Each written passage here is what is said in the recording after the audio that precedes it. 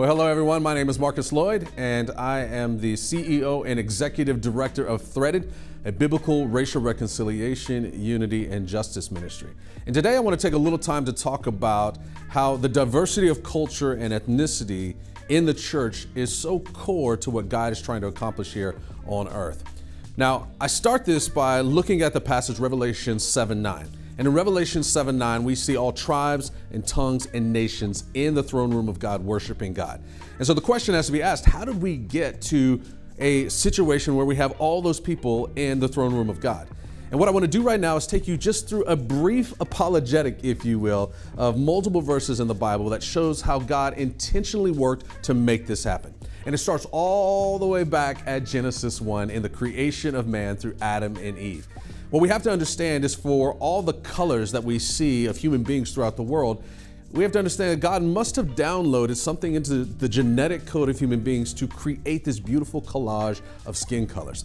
And from there, we also see in Genesis 1:28 that God gives these people that He's created what some people call a cultural mandate. This is the multiply, fill the earth and subdue it.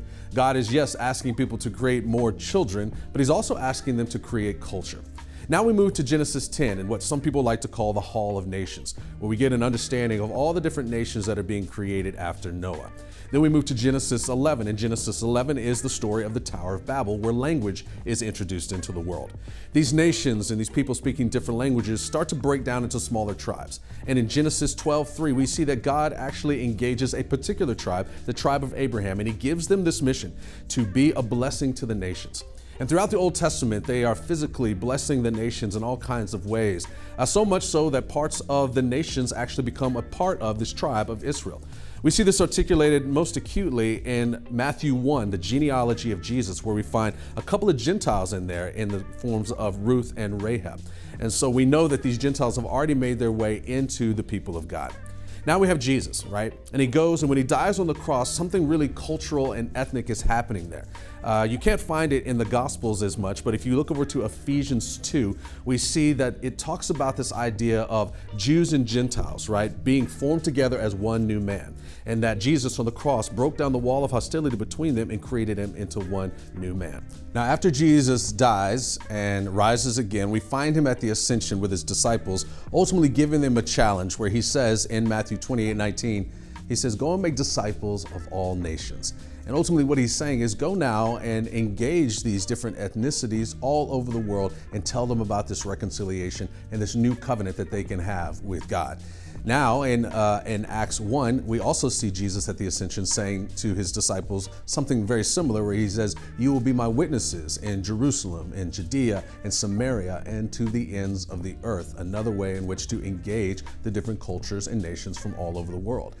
Then we get to Acts 2, and this is where the Holy Spirit gets involved, where at Pentecost, we see the Holy Spirit drop down on a crowd of people from all different cultures from around the world and speak to them in their language. And so He breaks down this language barrier and invites cultures from all over the world to be a part of this new relationship with God.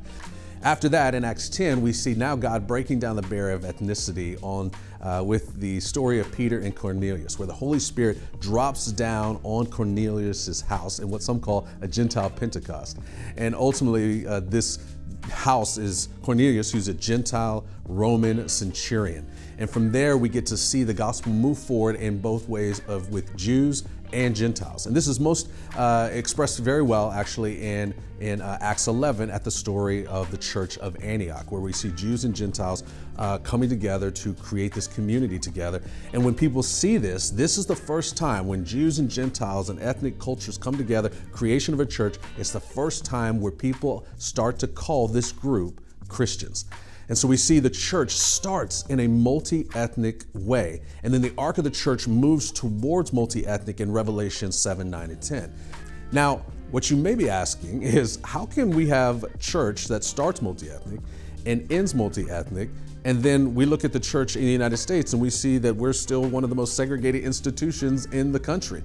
Well, that's where the problem of race comes in, but that's a whole nother video. Right now, what we have to understand is that this conversation around diversity and ethnicity and the church being a church of all tribes and tongues and nations, as we see in Revelation 7:9, is a work that God has been about since the very beginning of human creation.